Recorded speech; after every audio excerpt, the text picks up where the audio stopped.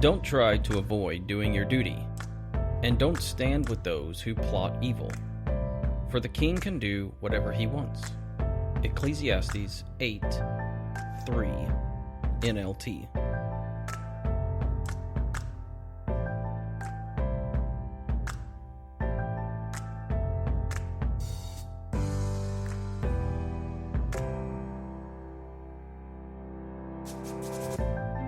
Today is November 8th, and you're listening to the Daily Devotion Podcast from Devotable. Today's devotion is titled, Don't Avoid Our Assignment, and was contributed by Quentin Love.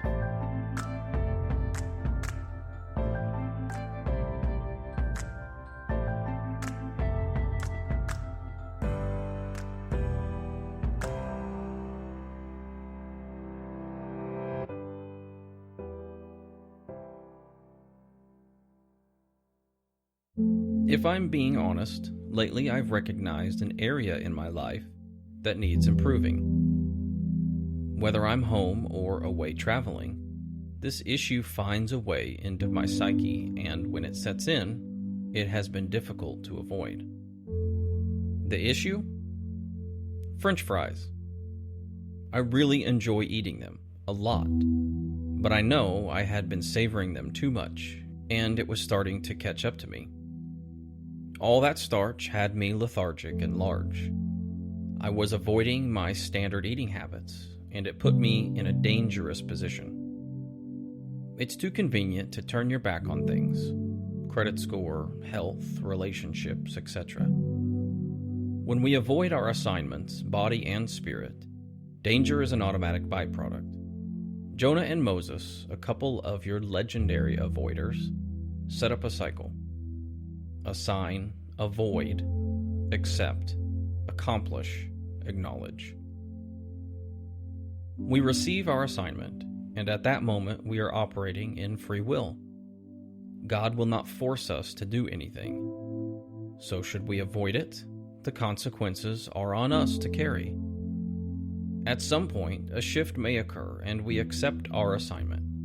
We go forth and we accomplish what we've been tasked with. We confront what was once a hurdle. And with that, that's when we're able to acknowledge God, how He positioned us to do something, to edify the kingdom. That's where we have to keep it precise with ourselves and others. If it's not for God, we'll lose our way and avoid our duty. Things commonly avoided today, and in the Bible, include truth, confrontation, social ills, responsibility. Avoidance is a coping mechanism used spiritually, though it's a non-spiritual response. For example, walking in your purpose can be intimidating if you're not ready to serve.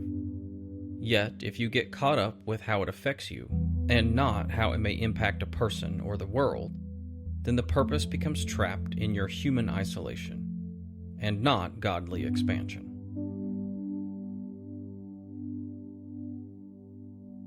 This devotion is humorous to me because I've followed Quentin for a while. Quentin's been a fantastic, dedicated writer to Devotable for years now.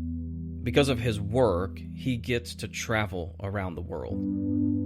And he posts amazing pictures of different things that he's doing for his company and for himself personally around the world, working with orphanages and kids and businesses and just different things. It's fascinating following him. And you can tell from Quentin's pictures that he's a fitness guru.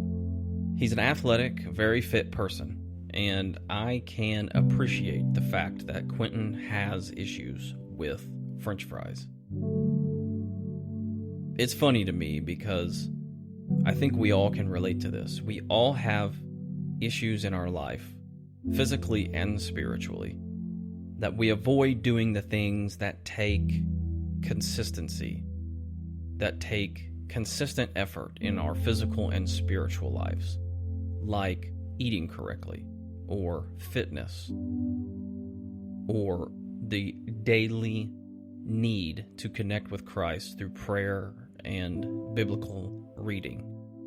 And there's so much truth in this devotion because, as Quentin points out, Jonah and Moses were a couple of legendary avoiders. Jonah going out of his way to travel in the opposite direction only to get swallowed by a great fish.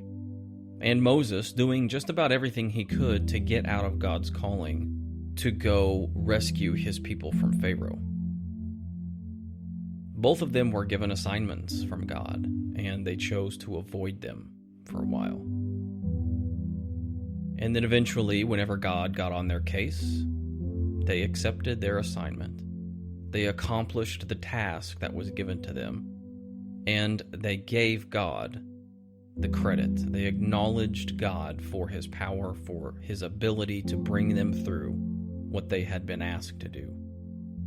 And we do the same things in our life. God gives us an assignment or a calling in our life, whether that be to speak truth to someone, to confront evil, to stand up for social issues. He gives us a calling in our life to share the gospel with people around the world. And a lot of the times when we think we can't accomplish that, we think the task or the assignment is too big, we avoid it. We say something to ourselves like, oh, we didn't hear that calling right, or God can't possibly be asking me to do that because I don't have the money to do that, or I don't have the time to do that, or I'm too tied down to where I am to travel to a different country and do that, or whatever the avoidance mechanism we use may be. We avoid the calling. And for most of us, if we're honest, eventually we will come around and accept that calling. We'll accept the fact that God will pursue us enough that we end up accepting the calling that he's placed on our lives, one way or another. And if God calls us to something, he will equip us for that task. And when we accomplish that task, we should turn around and we should acknowledge God Almighty for giving us the power and the resources to accomplish that task. If we avoid our calling from God, you can rest assured that God will not leave you alone about it. So I would encourage you guys today, if there's something you're avoiding in your spiritual life, in your walk with God, if he's asking you to do something that may be outside of your comfort zone, you may need to reevaluate the decision that you've made. You may need to reevaluate the answer that you've given God. You may need to accept the calling that he's placed on your life. That may take you outside of your comfort zone. But remember this, God will equip you for whatever he calls you for. It may not be a smooth road. It may be rocky and windy. But he will give you the tools necessary to accomplish the task. And when you're done accomplishing the task, acknowledge Christ for how good he is for bringing you through it. Quentin, thank you for your submission here. Thank you for your diligent contributions to Devotable for many years. I really appreciate it. And like I said, I would encourage you guys to go follow Quentin at his website, quentinglove.com, or on the social media profiles that he has listed at the bottom. He posts a lot of pictures from his travels, from his journeys, and his interactions with things that I know you guys will enjoy. So go give him a like, go give him a follow, leave him some feedback. I know you'll enjoy it and would be an encouragement to him as well.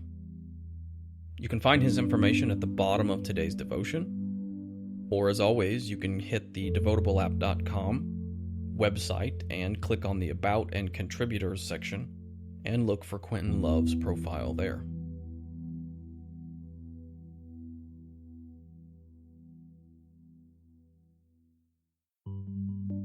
Thank you so much for joining us for today's daily devotion.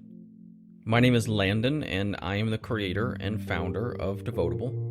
If you're new here, we really appreciate you joining in with us as we read these daily devotions created from various Devotable authors.